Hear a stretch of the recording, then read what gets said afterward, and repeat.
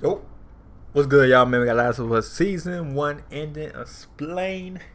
Best season, best show, man. Congratulations to the shows. You know what I mean? I said to the shows. Congratulations to the people that are working on the show. Congratulations to y'all. Y'all made a best show ever in 2023, man. You feel me? It feel like it take a minute. It take a long time, but it felt quick though. I ain't gonna lie. It felt quick. Not like quick from the movie, the show, but like, how it was going type shit. You feel me? But I like it all, man. I know most people didn't watch it. People like to binge watch it. So now everybody gonna have to binge watch the motherfucking show. You know what I'm saying? It's gonna probably be what? We got 8 hours. But it's like what? A couple shows was like what, 3 hours, hour long videos. So yeah, people gonna have fun with that shit. But hey, like it up, sub, hit the bell, yes, check it out. Let's see about the last episode 9, I believe. So yeah, let's get it. Joe went insane though. Joe went crazy. You know, the two of us, we are the closest, living out here, Ellie and me. Swear to me that everything you said about the Fireflies is true. I swear. Why the you Lying. He said, I swear. lying? Why you always lying? But I mean, then again, if we did lie, Ellie probably will turn back on him. Just like probably the episode 1 or episode 2, when they didn't know each other. Well, we've made it to the end, and Joel and Ellie can live happily ever after. Wait a minute! This will not end well. Yes, don't fret, The Last of Us has been renewed for Season 2, but details are still scarce on whether it will cover all or part of the second game. Yeah, that's why I say, like, you can't say season 2 gonna be just like, the game. No, they gonna change that bitch. You know how shows be. They gonna change it. It's gonna be like a remix. So that's why I say it's gonna be different though. I can't, I did watch walkthroughs of season 2, or what the game called. But it's gonna be different though, of course. It's like season 1 was. But it had some stuff in the game that, we saw, but it was different though. Okay. However, here's what showrunner Craig Mazin told IGN. So Neil and I are just now sort of figuring out how to, because it's more than a season's worth of television for sure. But I'm getting ahead of myself, and we have a whole finale to break down. I'll be saving all my part 2 spoilers until the end of the video, but I'll give you a warning before we get there. And hey, if you've been watching my breakdowns this season, consider liking and subscribing. I cover lots of cool and interesting shows, plus I have a lot more Last of Us content coming out in the days ahead. We follow Ellie's mother Anna as she's stalked by an infect. Yeah, Anna look just like Ellie though. Like, but why she just look like her mom. Did on the outskirts of Boston. You can see the skyline matches. Later, we can see all the cuts and scrapes on her legs from her escape. Now, there's something pretty fun about the actress who plays Anna being the same person who portrayed Ellie in the games. The actress who gave birth to this character is now literally giving birth to Ellie in the show. This is Ashley Johnson, and I for one hope that if there is a part 3, which is rumored as being in development, hopes she comes back to reprise her role. Other than her notably pregnant belly, we see she has these white running shoes, which remind me of the same kind nurses wear in hospitals. We know from the Left Behind DLC that Anna was a nurse. Oh, and she said your mom was a nurse. Which is probably a good profession to have if you decide to give birth by yourself in an abandoned farm. The main events of The Last of Us take place in 2023, and we know Ellie is 14 years old, so we can guess that this is roughly the year 2009, or 6 years after the pandemic. Notice the Firefly logo on the silo indicating that this is a Firefly safe house. The first words Anna says as she enters are, "It's me," suggesting that she and the Fireflies had plans to meet. However, no one's there. After her water breaks, she holds herself up in a child's room with kid-friendly decorations and drapes. Ironically, it mimics the location where Ellie was supposed to die, the pediatric floor of a hospital filled with quaint images of elephants and monkeys, both of which can be found in the game. The symbolism of Anna giving birth underneath the image of a tree isn't lost on us either, as trees literally flower and produce life, just like Anna's about to do. But on the other side of that door is death, an infected who breaks their way in that was going crazy. faster than me. But she not finna herself though, man. She just like that. Here. At an all-you-can-eat buffet. That man ate all our shrimp and 2 plastic lobsters. Tis no man. Tis a remorseless eating machine. Anna uses her switchblade to fend off and that's the same knife Y'all come around, man. That's the same night she gave him. Attack, the same switchblade that will one day come into the possession of Ellie. The American Dream Comics depicts this moment where Marlene passes on her mother's knife to her along with a note from Anna herself. There's no note in the show, but the note gives some added context as to why she'd give her daughter a knife. We can make out the words worth living, fight, and make me proud, so a switchblade seems an apt gift in this violent and cruel world. After successfully killing the infected, she looks down to see that she's given birth. Note to any pregnant women out there looking for an effortless birth, just sick an infected on you and voila. Unfortunately, Anna's been bitten, but this new piece of information could explain how Ellie got her immunity. Yeah, that's why I said she was born to it. Ellie was still connected to the umbilical cord when Anna was bitten, something she lies. That's why she was in it, and then she lied to her, because if she didn't, she would kill the baby too. You know what I mean? That's what that. That's what that. You feel me? So she got to lie and say, no, I took the bitch out before I got, you feel me, bitten. You know what I mean? she had to pull the jaw trick. You feel me? The jaw trick. Okay.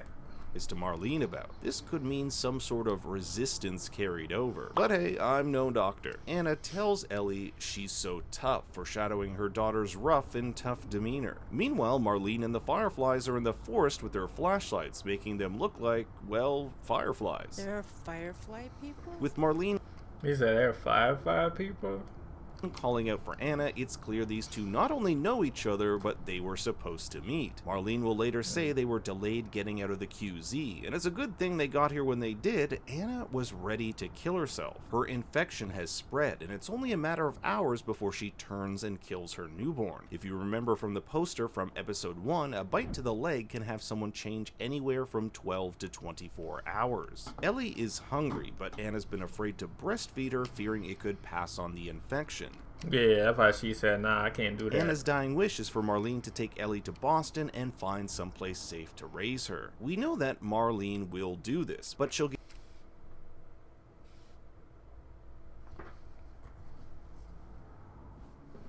Yeah, well, yeah, hold on.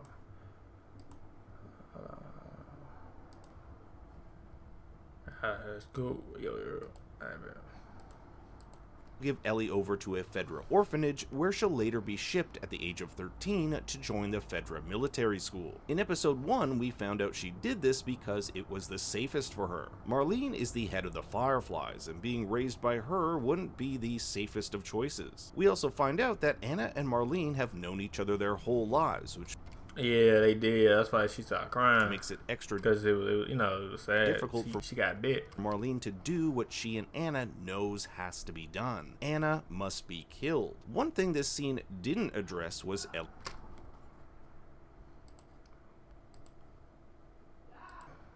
Yo, I'm bad.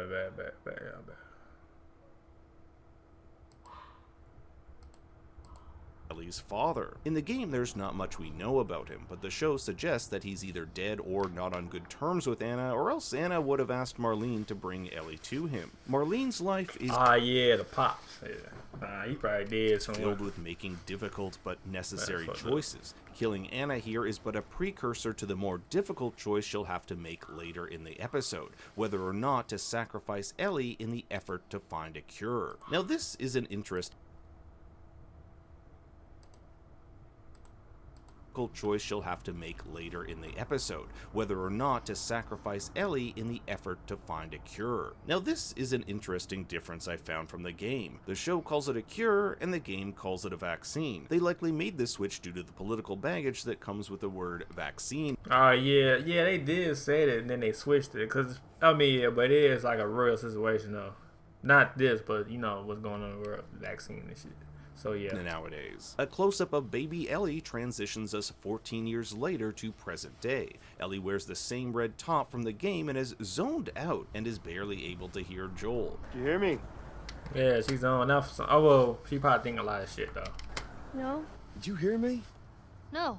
This is likely because she's still traumatized over the events of last episode. Yeah, true that. But where she brutally killed David the cannibal. We aren't exactly sure how much time has passed since episode. Why they didn't do that? Like, they all, you know, usually it'd be like 3 months ago ahead, you know what I mean? But they stopped doing that shit. I don't know why. You know what I'm saying? We don't know what day or, you know what I mean? Episode 8. In the game, the David chapter ends in winter and picks up sometime in spring. But worry not, Joel has found some delicious Chef Boyardee, the stuff Ellie scarfed down in episode 4. And I know what everyone wants answered: do Joel and Ellie ever get to play Boggle? Really, Joel is trying to get Ellie's mind off things. He's never been the greatest at talking about emotions, but as we'll see throughout the episode, his connection with Ellie leaves him open to being vulnerable, to the point at the very end in which he openly discusses his daughter, something that was unimaginable at the beginning of the season. Yeah. Of note is Joel wanting to teach Ellie the guitar. In fact, I was thinking maybe I could teach you. Yeah, once we're done with this whole thing, I'm gonna teach you how to play guitar. Remember in episode 6, he told Ellie he wanted to become a musician. The guitar plays a larger role in part 2, and we briefly saw a music shop, Teton Tunes, while in Jackson. So expect this for season 2. For most of the season, it's been Ellie wanting to learn things from Joel, and now the shoe's on the other foot with Joel offering Ellie. He said he found a broken guitar in a nearby RV. In the game, you can actually venture into this RV to make a chilling discovery: a photo of a family with the backside reading "Forgive us." The parents shot and killed their kids, then themselves. But back to Boggle. Here we can see the Reno and Salt Lake City highway markers, just like in the game. And like in episodes 2 and 5, the plan is to find a skyscraper, get a lay of the land, and find the safest route to St. Mary's Hospital, the supposed location of this secret Firefly base they were alerted to in episode 6. In the game, this leads the two through an abandoned bus terminal, while the show changes this location to a building that was supposed to be demolished. And in both versions, Ellie Not bad, I'm on the phone. No. leaves Joel hanging. Whoa. Oh my god. Whoa! This leads us to one of the most memorable scenes in the game, which has been secretly foreshadowed throughout the entire season, and this, of course, is the giraffe scene. Yeah, the giraffe game on the giraffe thing on the game and shit. Hidden giraffes can be found all throughout the show, from the streets of Boston, Ellie's room in Jackson, her and Riley's room at the academy, and even on the wall of the pediatric unit. There are way more giraffes in the game as well, but I may save that for its own Easter egg video. Fun fact, the giraffe here is real. Production had one brought in front of a green screen where Pedro and Bella actually could feed the animal to get their... Yeah, that was the same about the horse. Horse was real. I mean, I kind of figured, well, sometimes they probably bring fake, but it's real though. But a lot of people was like, oh, this shit fake. I mean, y'all deep in and I'm like, darn. Genuine reactions. And take a look at Joel here, experiencing this moment through Ellie's eyes. It's a genuine father-daughter type moment. A few moments later, we'll see Joel walk into the sunlight. It's one of a few times in the show where we see him bathed in light, and it makes sense considering this episode is called Look for the Light. Yeah. In my other videos, I've theorized the word light is a synonym for Ellie. When we first see Ellie in episode 1, she's bathed in light, and in episode 2, she's in the fetal position covered in it. So even though the episode is called Look for the Light, it might as well be called Look for Ellie, which is exactly what Joel does. It also ties into the Firefly motto, when you're lost in the darkness, look for the light. Look for Ellie, a motto that is clearly on display in front of Joel in episode 1. Joel has been looking for this light ever since his daughter died, and only now recognizes that what he's been looking for is this connection, one he's developed with Ellie. In fact, he tells Ellie that when it seems you've come to an end and there's nothing worth fighting for, You just keep going.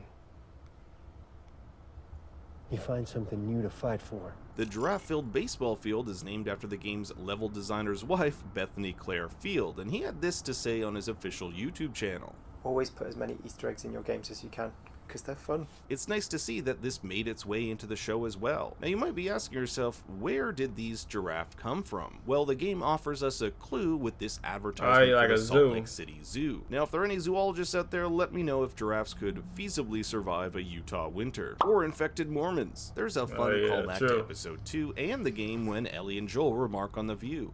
You can't deny that view. But man, you can't deny that view. You can't deny the view, though. Now, Joel gives Ellie the chance to turn back here. They don't have to go through with whatever's ahead. They can go and live their lives back with Tommy in Wyoming. But Ellie doesn't want everything they've gone through to have been in vain. Tess, Sam, and Henry all died to get her where she is today. Only after they're done can they get that sheep ranch Joel wants or go to the moon, a callback to Ellie's love for space. Along the way, they come across a military medical camp, not to be confused with Fedra. These were put up in cities across the country after the initial outbreak, and Joel opens up about how he got that scar on his face, something that was referenced in episode 3. How'd you get that scar on your head? What? Is it something lame? Actually, it was a suicide attempt. After Sarah's death, Joel tried to kill himself, but at the last minute he flinched and the bullet grazed his face. In the game, he thought about killing himself, but there's never a mention of him actually attempting it. It's great to see Joel finally open up about his feelings. For most of the show, he's been bottling them up. And in one of my favorite lines of the episode, Ellie remarks that time heals all wounds, but Joel retorts, It wasn't time that did it. it was her. The show also excludes this moment where Ellie gives Joel a picture of her and Sarah. This photo was given to her by Maria back at the hydroelectric dam. I think this was a pretty good choice, as including it may have come across as preachy, especially considering Joel blurts out the moral of the story instead of having the viewer take it in on their own. Well, no matter how hard you try, I guess you can't escape your past. That bastard Will Livingston strikes again with more shitty puns. It's an attempt to lighten the situation and contrast their sudden capture by the Fireflies. In the game, this plays out rather differently. On their way to the hospital, Joel and Ellie must traverse an underground tunnel filled with bloaters and infected, eventually leading to Joel and Ellie almost drowning to death before being captured. What makes it even more terrifying is that Ellie can't swim. This is why Joel has to carry her around using water pallets in the game. Her inability to swim is briefly hinted at in episode 2. Well, I didn't know how to swim. Seriously? The game shows us Joel performing CPR on Ellie before being knocked out by fireflies. The show's version is much more simplistic, with Joel and Ellie hit with some sort of smoke or flash grenade. They could have easily cut to black here after Joel is knocked out, but instead they cut to white to keep in line with the look for the light theme. Joel awakens in the hospital, separated from Ellie, and across from him is Marlene, the leader of the Fireflies. I thought she died, I ain't gonna lie. I thought she died, man, but she's still alive. Who we haven't seen since episode 1. Yeah, we ain't seen her ass for a minute, for a long time. Fun fact, the actress who plays Marlene is the only one who plays her character in both the game and show. Wait, for real? I did not know that. I thought she was like a different person from the game. So she played the same? That's fire though. She's lost half her men just trying to get here and is amazed he and Ellie made it. It was her. She fought like hell to get here. It was all her. She fought like hell to get here. Marlene and the Fireflies owe Joel a great debt, and now that he's brought Ellie to them, he can go. The last time Marlene saw Joel, he begrudgingly took Ellie, but now that they forged this bond, this has transcended beyond a simple transaction. I'm pretty sure that Joel, who referred to Ellie as simply cargo in episode 4, would not consider that today, especially considering what he's about to do. Although Joel went beast mode. Wants to see Ellie, he's not allowed. She's being prepped for surgery. One of the doctors believes Ellie's immunity has been with her since birth. Her body produces a chemical messenger that makes normal cordyceps think she is cordyceps, hence her immunity. If they can remove this from Ellie, they can reproduce it in a lab and give it to everyone. It's a cure, but we know cordyceps grow in the brain, so removing it would lead to Ellie's death. I'll go more in depth as to who this doctor is and why he's so important later on in my spoiler section. Joel will not allow Marlene to go through with this. They have to find someone else, but as Marlene tells him, there is no one else. Ellie is their only chance. This is the exact opposite of what Joel tells Ellie at the end. You gotta lie and shit. You gotta say, yeah, there's a lot of people like you. Episode when he states they found multiple people with immunity. He even doubles down at the very end when she asks him to swear that he's telling the truth. This sets the foundation for part 2 and raises some serious questions about choice and bodily autonomy. On the one hand, you have Marlene's point of view. She doesn't want to kill Ellie, but believes doing so will save humanity. It's a necessary sacrifice for the greater good. And on the other hand, you have Joel, who wants to save Ellie even if it means a cure may never be found. No matter which side of the debate you fall on, one thing is for certain: Ellie has no say in the matter. Ellie was never given the choice, not by Marlene or by Joel. And by no means is this an easy decision for Marlene. She has watched Ellie from afar her entire life, promised her mother to keep her since a little baby. safe, and we even catch her shedding a tear. In the game version, there is no mention of Ellie's mom. This is one aspect that the show decided to delve much deeper into. Marlene gives Joel Ellie's knife with plans to escort him to the edge of town where he'll never see Ellie again. But that's not what happens. Yeah, Joe was like, okay, now which way we go? This way. Okay. He's escorted by two men, it's only one in the game, he takes a brief moment to examine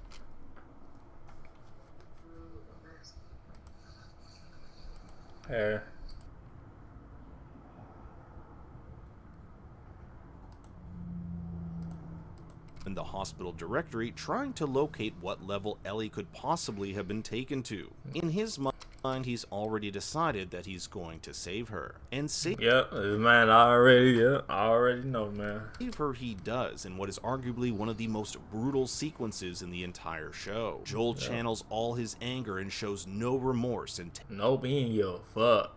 Even dude with his hands up, he still shot his ass. Taking down the Fireflies, killing even those that surrender. He is not going to allow the same mistake that happened to his daughter. So you have to ask yourself, is Joel's decision to save Ellie a selfish one? Ellie's the one that's Nah, I wouldn't think it's selfish.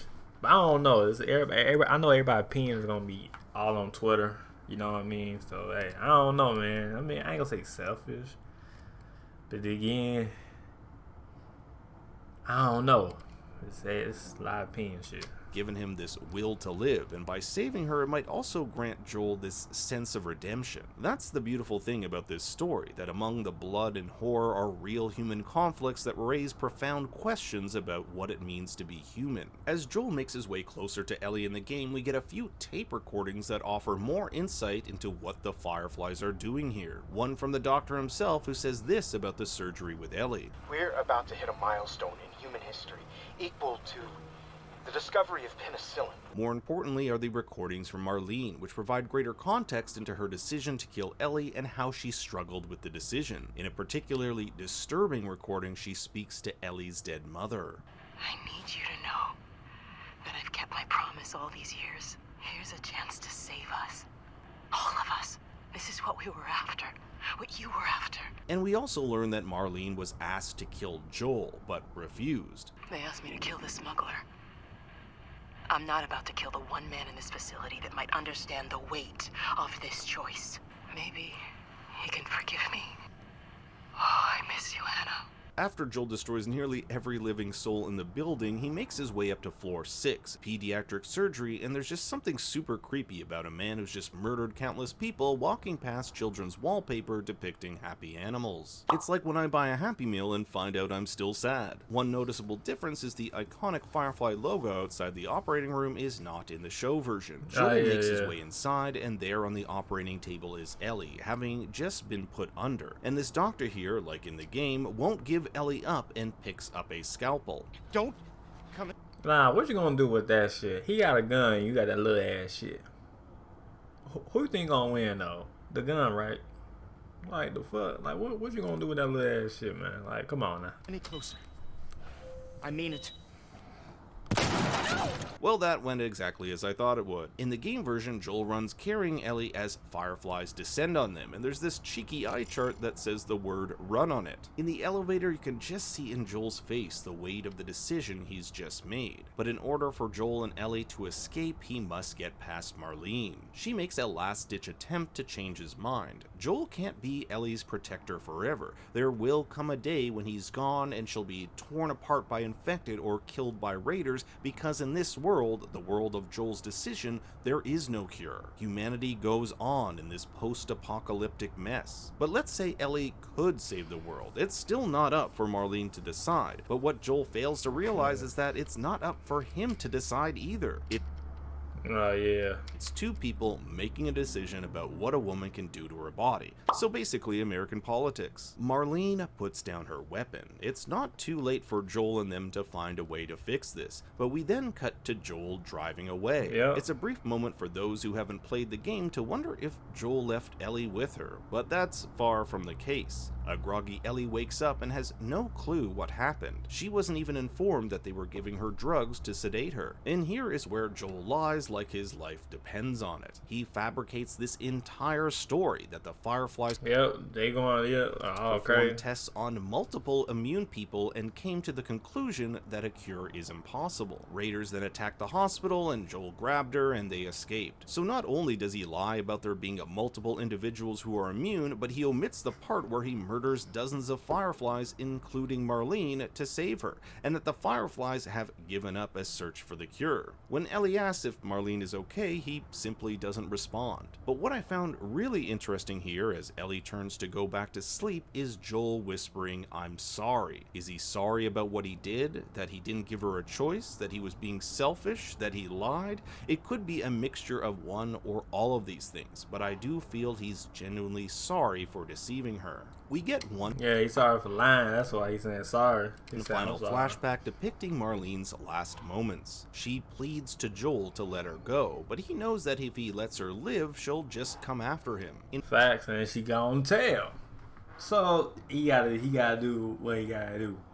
Kill that motherfucker. You know what I mean? No cap, kill that motherfucker. In both versions, as Joel and Ellie's car breaks down, Ellie examines her scar. It's this bite that started the whole journey, and now we're coming to its end. Luckily, the two are a 5-hour hike to Jackson, and during their hike, Joel mentions how, although they are two different people, Ellie and Sarah would have made great friends. In the game here, you can also collect the Last Savage Starlight comic, something we saw Sam read in episode 5 and Ellie in episode 7. For the most part, these stories from the comics mimic whatever Joel and Ellie are going through. Check out what the final comic says here. The Travelers have been crippled for now. The Travelers represent the infected. Daniela's daring plan and her seemingly miraculous escape back home have made her a galvanizing figurehead to the Last Watch. Daniela is Ellie, and she also escaped back home. The Last Watch are the Fireflies who want Ellie. And finally, Captain Ryan's sacrifice has made him a martyr, an illusion Daniela won't dispel. But how long can she keep what really happened a secret? Captain Ryan is Joel, and his sacrifice is that of humanity. He sacrificed a cure in exchange for Ellie's life. And this comic suggests deep down Ellie knows this, which is why the final line reads, "But how long can she keep what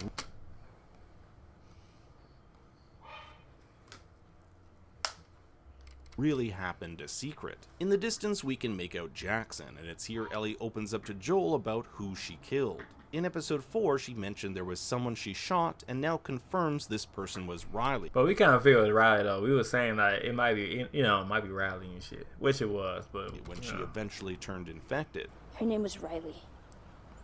And she was the first to die. Her name was Riley, and she was the first to die. Finally, Ellie asked Joel to swear that everything he told her about what happened with the Fireflies was true, and he doubles down and swears it. Yeah, but he said, I don't like, he looked right in the eye, too. I don't like, damn, Joe. Both the game what you gotta do is right, though, man. and show end on Ellie accepting his answer, but there's this seed of doubt. This is not the face of someone who is completely reassured. Facts, she got that look. Which leads us to our spoiler section. Be warned, the next few minutes will reveal details about Part 2. Joel's decision here sets the stage for The Last of Us Part 2, which is set 5 years after the events of Part 1. Ellie develops a distrust of Joel and the two grow farther apart, until Joel's eventual death spurs her on a quest for revenge. This quest pits her against Abby Anderson, the daughter of Jerry Anderson.